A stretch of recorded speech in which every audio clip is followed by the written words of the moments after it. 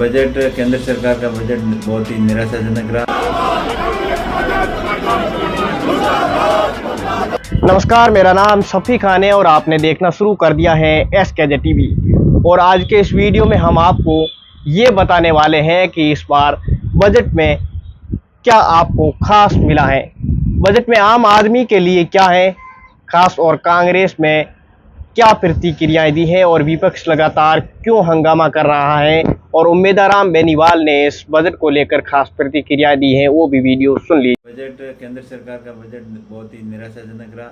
जो राजस्थान को बजट से उम्मीद थी उसको उम्मीदों के ऊपर बिल्कुल खरा नहीं उतरे, और ये पैसा की के ऊपर टिकी हुई सरकार है जो अपने सहयोगी दलों को खुश करने के लिए केवल बिहार और आंध्र प्रदेश के नेताओं को खुश करने के लिए उनको। राजस्थान के पूर्व मुख्यमंत्री और कांग्रेस के वरिष्ठ नेता अशोक गहलोत ने मंगलवार को पेश हुए आम बजट पर अपनी प्रतिक्रिया दी है। उन्होंने बजट का जिक्र करते हुए इसे राजनीतिक बजट करार दिया है।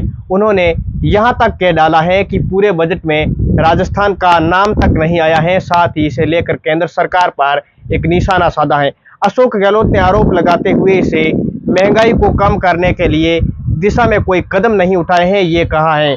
इसकी वजह से ये आम आदमी पर बोझ बन रहा है। साथ ही उन्होंने ये कहा है कि जब राजस्थान में हमारी सरकार थी तो कांग्रेस ने 500 रुपये में गैस सिलेंडर दिया था।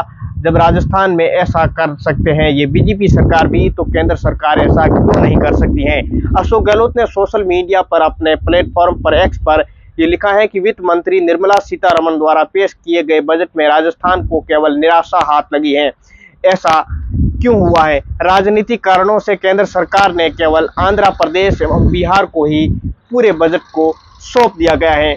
आगे क्या क्या है पूर्व मुख्यमंत्री गहलोत ने और लिखा है कि भौगोलिक एवं सामाजिक रूप से हमारे राजस्थान को विशेष पैकेज की आवश्यकता है, परंतु पूरे बजट भाषण में राजस्थान का नाम तक नहीं आया है, जबकि पिछले विधानसभा चुनाव के दौरान कथाकथित डबल इंजन की सरकार से डबल विकास के दावे किए गए थे, मगर प्रधानमंत्री जी का कोई भाषण समाप्त नहीं होता था, लेकिन ऐसा हुआ नहीं है। अशोक गहलोत ने लिखा है कि हमें आशा थी कि केंद्र सरकार इस बजट में ERCP को राष्ट्रीय परियोजना घोषित कर देगी, लेकिन ERCP के लिए विशेष फंड मिलेगा, लेकिन ऐसा भी नहीं हुआ। सरकार ने ERCP पर भी कोई घोषणा ना की।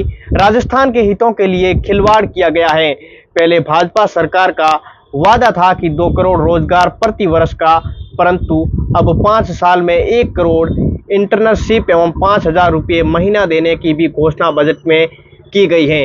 अब आपको बता दें कि राजस्थान के पूर्व CM उन्होंने ये कहा है कि महंगाई को काबू करने के लिए इस बजट में कोई उपाय नहीं किया गया है।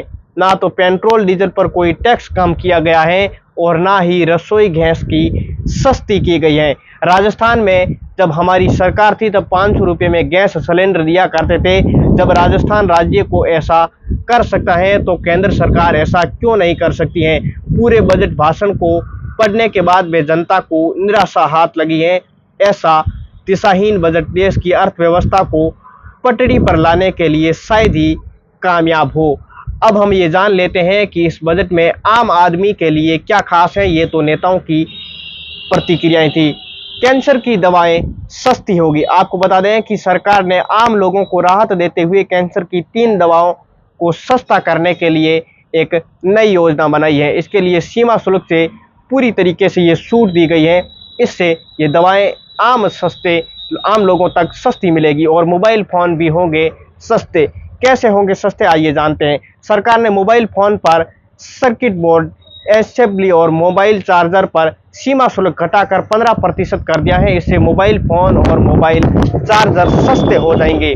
सोना चांदी के आभूषण भी अब सस्ते हो जाएंगे। कैसे हो जाएंगे जानते हैं इस वीडियो में। बजट में सोना चांदी पर आम लोगों को लिए खुशखबरी ये है कि वित्त मंत्री निर्मला सीतारमण ने सोना चांदी पर लगाने वाले कस्टम ड्यूटी को घटाकर 6% कर दिया गया है, जो कि बजट से पहले 15% थी। सरकार इस बजट घोषणा के साथ ही यहाँ पर ये 24 कैरेट के सोने को अगस्त 2024 में कंट्रोल भाव 5.33% से गिरकर 68,840 रुपये हो गया है। वहीं चांदी के सितंबर 2024 में कंट्रोल भाव 4.62 दशमलव से गिरकर 85,000 रुपये किलो होने की संभावना है। नई टैक्स रिजिम ने ये पेश किया है कि ऐसी बजट से राहत मिलेगी। बजट में टैक्स के लिए मोर्चे पर भी आम आदमी को ये राहत दी गई है कि टैक्स रिजिम से 3 से 7 लाख की आय पर 5% टैक्स कर दिया गया है। वहीं स्टैंडर्डशिप यानी कि 50,000 रुपये से बढ़कर 75,000 रुपये कर दिया गया है। आपको बता दें कि घर खरीदने पर आपको सब्सिडी मिल सकती है। किस प्रकार से मिलेगी जानते हैं।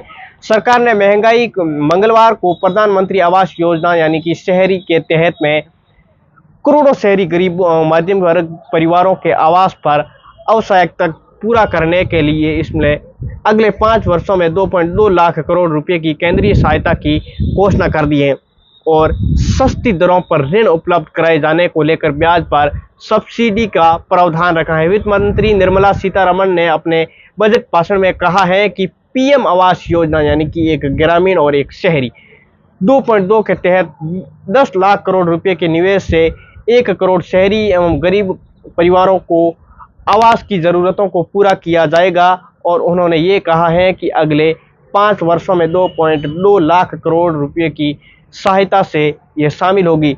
मंत्री ने यह कहा है कि सरकार सस्ती दरों पर ऋण उपलब्ध कराने के लिए ब्याज की सब्सिडी देने की योजना बना रही है एवं इससे पहले क्या सरकार और गरीब के बीच में कोई ये बात बन पाएगी कि वाकई में ये मिलेगा। बजट में झारखंड और जनजातीय आबादी को लेकर महत्वपूर्ण घोषणा की गई है। वित्त मंत्री निर्मला सीतारमण ने बजट भाषण में ये कहा है कि नामक योजनाएं शुरू करने के लिए ऐलान किया है, जिसके अंतर्गत झारखंड के अलावा बिहार, पश्चिमी बंगाल, ओडिशा और आंध्र प्रदेश को शामिल किया गया है। इस योजना का लक्ष्य है कि 5 राज्यों में चहुमुखी विकास को गति देने के लिए मानव संसाधन विकास, अवसंरचना एवं आर्थिक अवसरों को सृजन करना, ताकि इन क्षेत्रों में विकसित भारत का लक्ष्य को प्राप्त कर अग्रणी भूमिका निभाई जा सके। मध्यम वर्गीय परिवारों को क्या मिला इस बजट से, आइए ये भी जान लेते हैं। बजट में मिडिल क्लास लोगों को आर्थिक मोर्चे पर सशक्त करने की दिशा में कई कदम उठाए गए हैं। इससे पहले हम ये जानते हैं कि फरवरी में पेश किए गए अंतरिम बजट में मिडिल क्लास के लोगों को लिए आवास योजना की शुरू करने की बात की गई थी, लेकिन इसके अलावा मिडिल क्लास के जो लोग हैं उनके हितों को ध्यान में रखते हुए अब की बार सरकार ने रूफटॉप सोलर एनर्जी का भी ऐलान किया था और वित्त मंत्री ने कहा था कि नेक्स्ट भविष्य में मिडिल क्लास के लोगों के लिए सरकार कई योजनाएं बनाएगी, लेकिन किराए के मकान में रहने वाले लोगों के लिए भी अपना घर उपलब्ध कराने के लिए सरकार की ओर से आर्थिक सुविधा उपलब्ध कराई जाएगी। क्या ऐसा हुआ है? आप कमेंट बॉक्स में ज़रूर बताइए। ये बजट पढ़ने के बाद में आपको क्या मिला ये भी जान लेते हैं। और लोन के बारे में क्या है? वित्त मंत्री निर्मला सीतारमण ने कहा है कि मिडिल क्लास के लोगों को उत्थान के लिए ये सब खास फोकस कर रही है। सरकार आगामी दिनों में युवाओं के लिए रोजगार के नए नए अवसर खुलेंगे, इससे सरकार और आगे कदम उठाएगी। वित्त मंत्री ने ये कहा है कि मध्यम वर्गीय परिवारों के लिए एजुकेशन प्राप्त करने के लिए दिक्कतों का ध्यान में रखते हुए एजुकेशन लोन की सुविधा विकसित की गई है। वित्त मंत्री निर्मला सीतारमण ने कहा है कि उच्च शिक्षा ग्रहण करने वाले मध्यम वर्गीय लोगों को अब युवाओं को 10 लाख रुपए तक की लोन की सुविधा उपलब्ध कराई जाएगी और निर्मला सीतारमण ने यह कहा है कि जिन लोगों ने पहले ऋण लिया है यानी कि पहले कोई ब्याज लिया है और उसको भुगतान कर दिया है तो उनके लिए मुद्रा ऋण की सीमा है जो 10 लाख से बढ़ाकर 20 लाख रुपए कर दी जाएगी। अब आप कमेंट बॉक्स में ज़रूर बताइए कि आपको इस बजट में क्या खास मिला है और आपसे सरकार से आपकी क्या उम्मीदें थे, ये भी बता दीजिए। नमस्कार। मैं